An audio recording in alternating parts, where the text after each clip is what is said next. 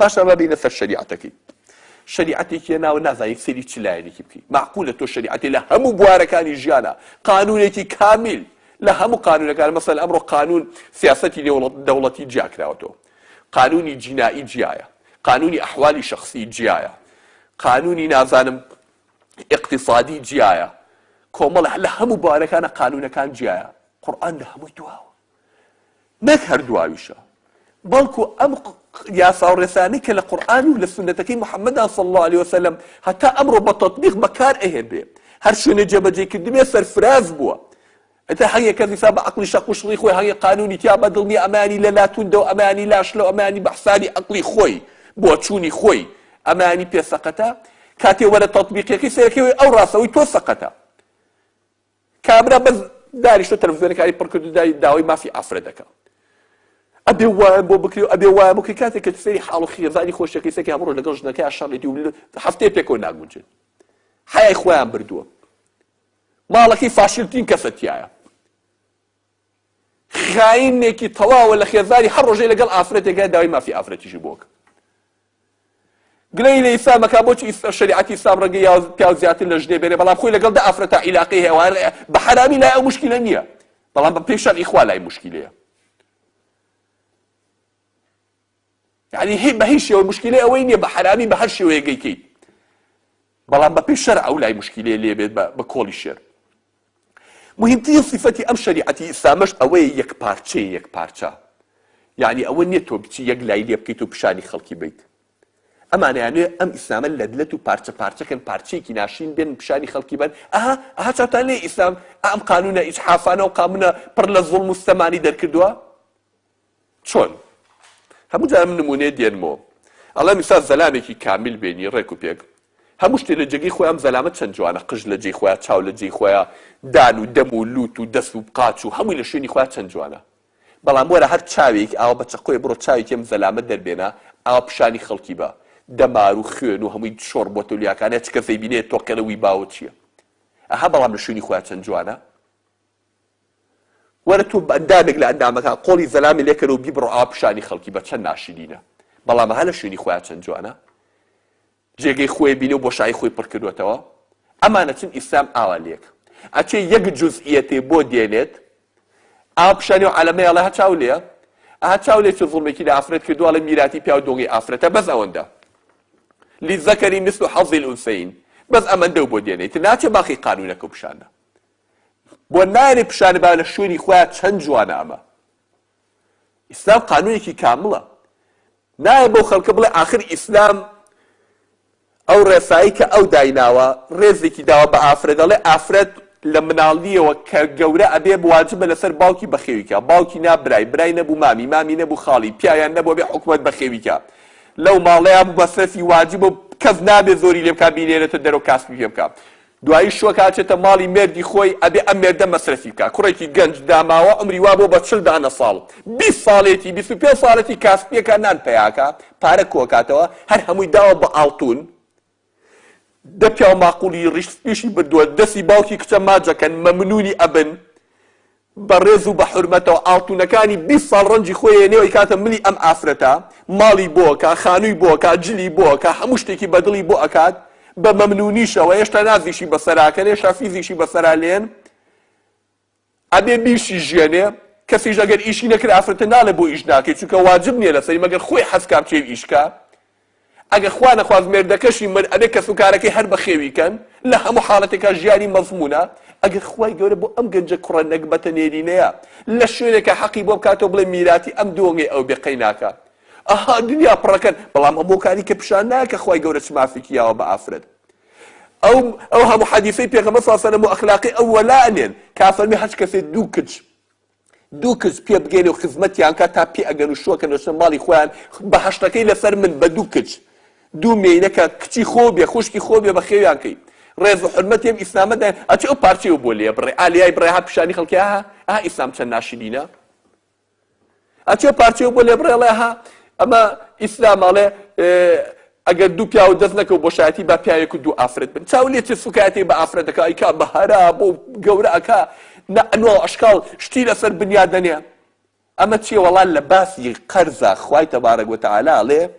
ئەگەر دوو پیاوتان دەست نەکەوت با پیاوێک و دوو ئافرەت بن بۆ چونکەڵێ ئافرەت زیاتر مێشکی لای مەسەلانە نیە مەشغوڵە بەشتی ترەوە نەوەکو لە بیری بچێتەوە بە ئەویان بیری خاتەوە لەسەر ئەمەندە دنیا بۆ ئەێنێتە خوارەوە نایە باقی شەرع بخوێنێت و بزانێ من لە چ باسێک ئاوای وتووە لە چ جێیەکە ئەمەی فەرمووە ئێمە هەنگی قەزایەمانەیە لە شەرعی ئیسلامە شایەتی یەک ئافرەت لەیدە پیاو بەقووەترە هەر لە شەرعی ئیسلامە بەڵێ مەسەن با قەزەی شیر و مامانی بێتە پێشەوە ئەمە ئیشی ئافرەتە دە پیاوتی ئەم ئافرەتە شیری ناوە بە مناڵەکە ئافرەتەکە وتی من داوەتێ بەزی ئافرەتەکە خۆی ئەوان ناخوا چونکە ئەمە ئیشی خۆیەتی مێشکی بۆ مۆ مەشغوڵە ئافرەت ئەمەی لەبیر ناچێتەوە بەس پیاو لەمە حاڵی نابێ بۆیە شایەتی ئافرەتی لێیان بەیدە پیاوەچێ بەڵام قەزەی کار و کاسبی و شەڕ و هەرایەک کە ئیشی پیاوە یعنی فەکانە ئالێرەیان لەم مەجلیسەیە لە هەر جێگەیەکە تۆ بینی هەر بۆ نمونە تەبعا لە هەموو شتێکا شاس هەیە بەڵام بۆ نمونە ببێ بە شەڕەتەقە دووسێ کەس یەکتر بەنە بەرفیشن پیاوەکان سەر بەرزەکەن و سەیرەکەن زانن کێ تەقە لە کێکا چی بۆ کێ لە کێوە تەقەکە لە کێوە دێ بەڵام چی ئافرەتێکا بە قیر و قاڵ هەرێکە و بەلایەکە ڕاکە طبعا ئاڵەم شازی شێ لە هەموو شوێنەکە بەڵام ئەمە ئام ئاوایە ئەم پیاوەی کە وردە بێتەوە زانێ لە کێوە تەقە کراوە بە ئام پیاو ئەمە تەبیعەتێتی ئەو ئافرەتەشی ئاواکە لەوەی باوکە گیان و بەم لایەن ڕائەکە معقولە شایەتی ئەو لەو مەسەلەیە بیکی بێ بەڵام ئەمان کە ئیشی ئافرەتەکە خۆیەتی علاقەی بە قەزەی ئافرەتەوەیە قەزەی شیردانە قەزەی مامانیە قەزەی هەر شتێکی ترەوە کە علاقەی بە ئافرەتەوە بێ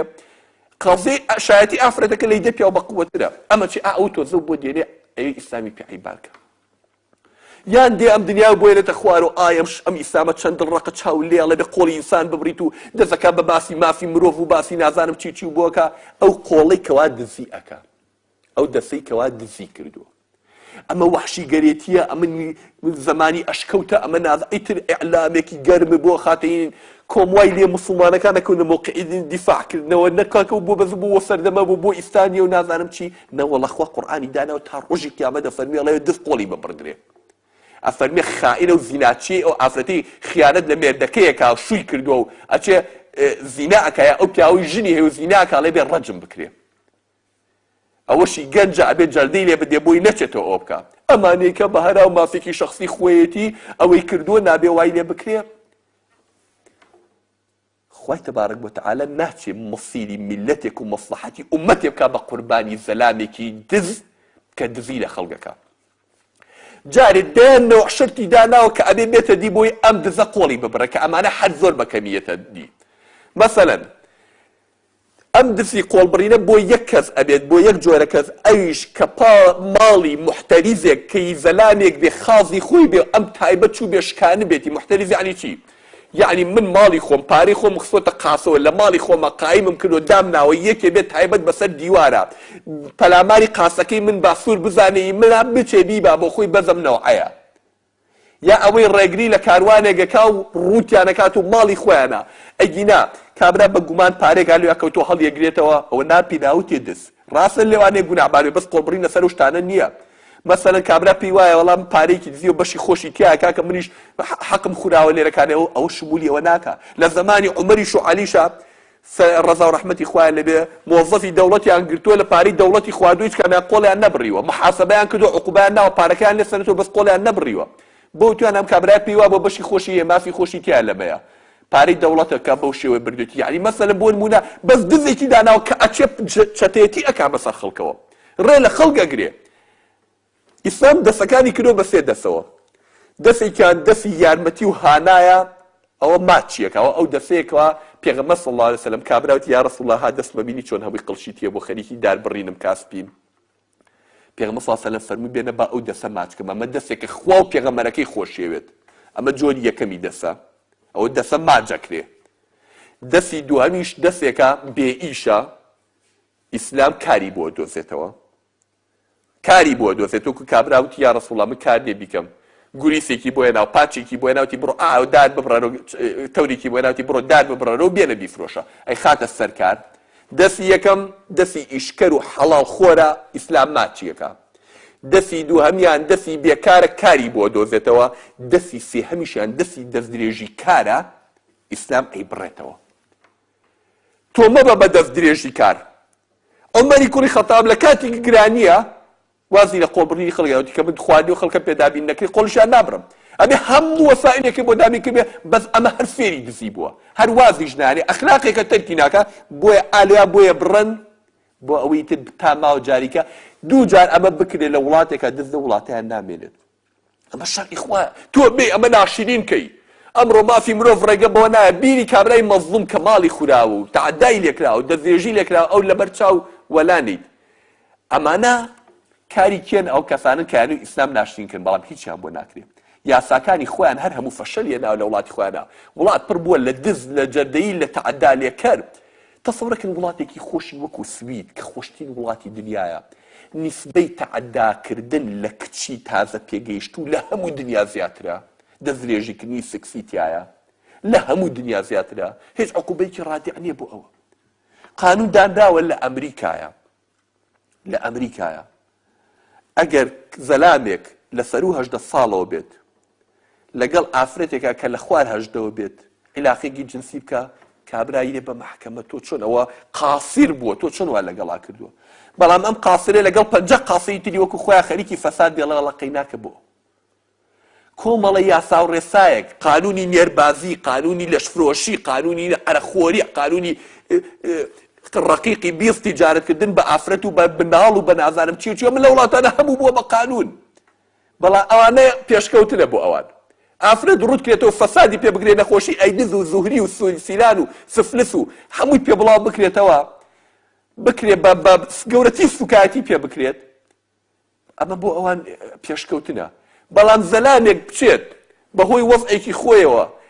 بە ڕێگەی شەرعی خوا دە پیاوبەرێت و داوای ئافرەتێ بکات و ژیانی بۆ دابین کات و بیخاتە ئەسەر خۆی و مناڵی بە حەڵاڵی لێ بخات و ماڵی پێ دروستکە بێن بە گژیا وەڵا ئەمە دواکەوتنێکی کردو فرژنی کردو یا نازام چی کردو بەڵام کولیەکیان دە عیلاقی خراپی ئەم لاولای هەوانە هیچی مشکلە نێ بە حرامی بەس بە حەڵاڵی مادەمە پێ مەبەستیان پێ ناشرینکردنی شەرعی ئیسلامە